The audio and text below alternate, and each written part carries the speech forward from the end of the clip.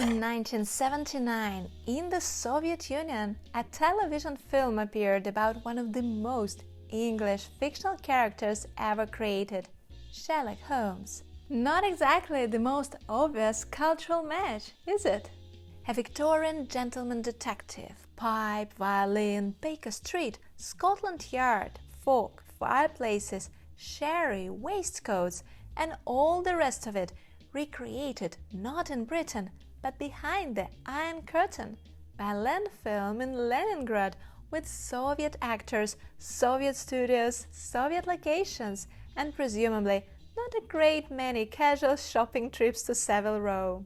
And yet, for many viewers, including quite a few outside Russia, this version became one of the most convincing Sherlock Holmes adaptations ever made. Some would go further and say something even more dangerous, that the best Sherlock Holmes was a Soviet. Now that sounds like the sort of claim designed mainly to start a small war in the comments.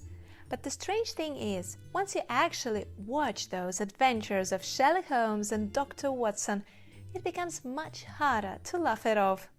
Because the series does something surprisingly rare.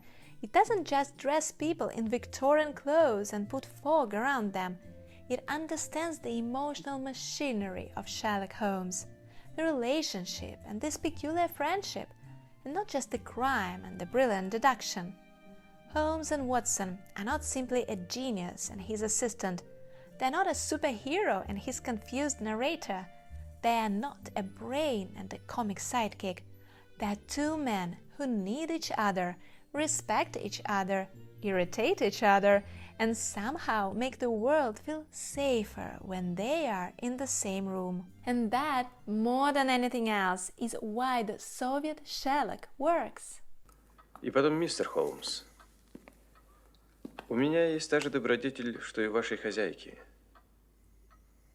Я не сую нос в чужие дела. А я люблю совать нос в чужие дела. The story begins almost amusingly with a director who was not particularly obsessed with detective fiction. Igor Maslenikov was not one of those people who spent his life worshipping at the altar of Arthur Conan Doyle. It was the script by Yuli Dunsky and Valery Freed that caught his attention, because it saw something many adaptations had missed. Watson. Maslenikov later said that the usual mistake in Sherlock Holmes films was putting all the weight on Holmes. Holmes alone, he thought, could become too mechanical, too linear, too difficult to dramatize. But Doyle's stories are not simply about Holmes, they are told through Watson. Without Watson, Holmes becomes a demonstration. With Watson, he becomes a person. This is the first reason the Soviet version feels so alive. Vitaly Solomin's Watson is not a buffoon. He is not a plump little fool sitting in an armchair while Holmes explains the plot to him. He is a doctor in his 30s, former military man, brave, decent, emotional, intelligent enough to be impressed by Holmes without becoming ridiculous. That may sound obvious, but screen adaptations spent decades treating Watson as a convenient idiot, since it's so easy to make him dim enough, and Holmes automatically looks brilliant. It is the laziest possible solution. The Soviet series does the opposite. It makes Watson capable, and therefore Holmes's brilliance means more, not less. If even this Watson is amazed, then Holmes must genuinely be extraordinary. Вы узнали мои следы! Если вы когда-нибудь захотите провести меня, сначала смените табачный магазин.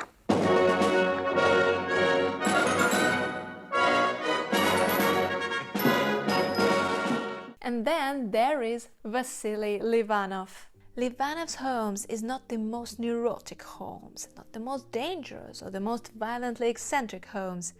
If you come to him after Jeremy Brett, he may even seem oddly calm at first. He doesn't enter every scene as if he is pursued by 10 private demons and a violin concerto. He is more controlled, more amused, more gentlemanly. He can be sharp, yes, but he is rarely cruel. He's eccentric, but not grotesque, brilliant, but not inhuman. And that is where the Soviet version is different. It sort of softens Holmes. This Holmes is not built around addiction, emotional damage, or antisocial cruelty. The cocaine disappears. The dark edges are reduced. The result is a Holmes who feels almost idealized. A man of reason, manners, courage, humor, and justice. A knight of deduction, if you like, though he would probably hate the phrase. Now, you could say that this is less faithful to Doyle. And yes, in some ways it is.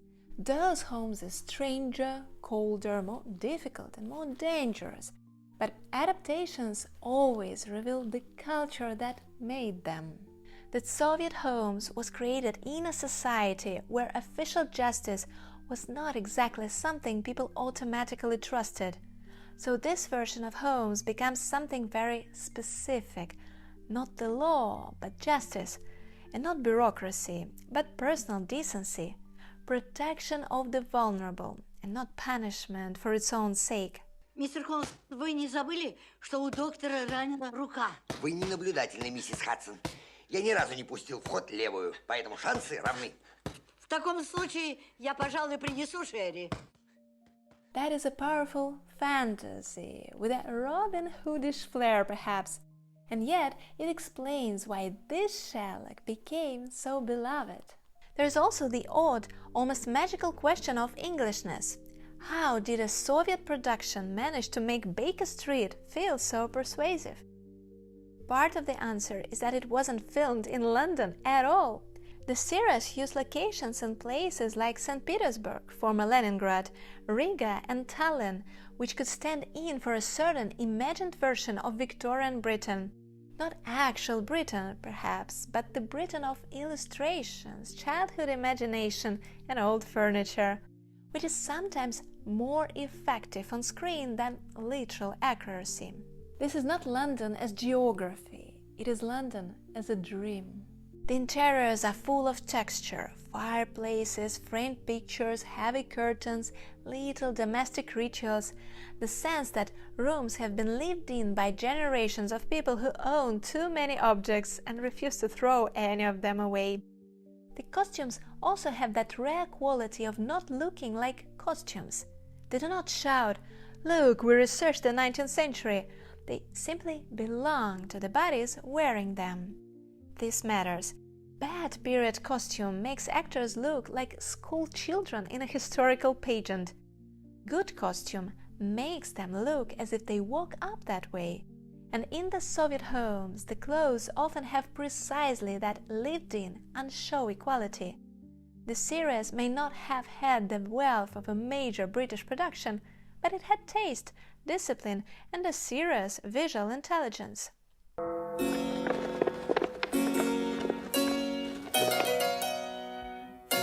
And then there is the music. Vladimir Dashkevich's theme is one of those pieces that instantly create a world. It is playful, ceremonial, slightly eccentric, and somehow very Holmesian, without trying to imitate anything British too literally. It tells you immediately that this is not a gritty crime drama. This is adventure, intelligence, friendship and theater, and a little ironic, a little grand, but never empty. This is why the whole thing can feel so comfortable, not cozy in a lazy way, cozy in the sense that the moral universe has shape. There is danger, but there is also a fireplace. There is murder, but there is also breakfast. There is evil, but there are also two men in dressing gowns discussing it with absolute seriousness. This is very close to the real pleasure of Sherlock Holmes. Of course, the Soviet version is not perfect.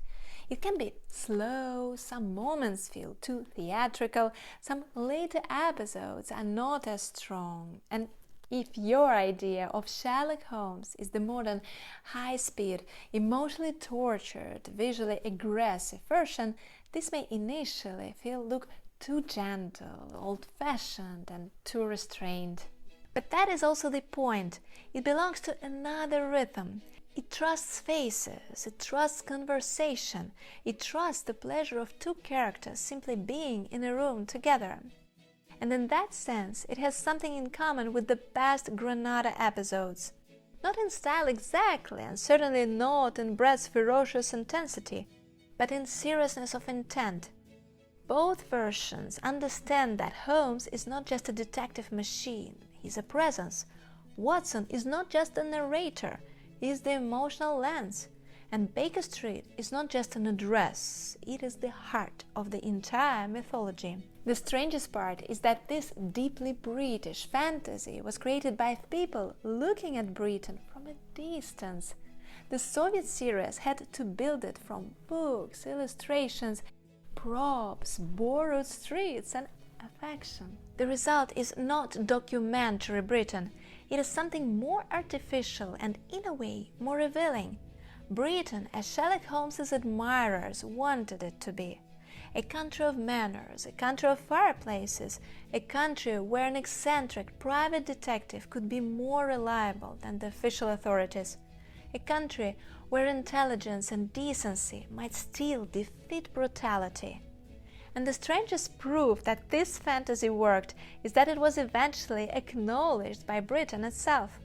In 2006, Vasily Livanov was awarded an honorary MBE, a member of the Order of the British Empire, for his contribution to theatre and performing arts. So, the Soviet Sherlock Holmes was officially honored by the country that created Sherlock Holmes. There is something almost absolutely perfect about that. A Russian actor playing the most British detective imaginable in a Soviet television series filmed far from London ends up being recognized by the British honor system. If this adaptation had merely been a local Soviet curiosity, that would have never happened. But Livanov's Holmes somehow crossed the border back into Britain. So, was the best Sherlock Holmes really Soviet? Well, I would be careful with that claim. Jeremy Brett remains, for many people, for me as well, the definitive Holmes because he captured the danger, the brilliance, the theatricality and damage. Basil Rathbone fixed that silhouette for earlier generations, and modern versions, including my favorite Robert Downey Jr., made the character feel newly explosive. But Livanov and Solomin did something memorably different. They gave us one of the best Holmes and Watson pairings ever filmed. Maybe that is the most accurate claim, and perhaps the more important one. Because Sherlock Holmes is not complete without Watson. Not really. Without Watson, he's a method. With Watson, he becomes a story. And the Soviet version understood that almost better than anyone. They remembered that the mystery matters, but the friendship matters more.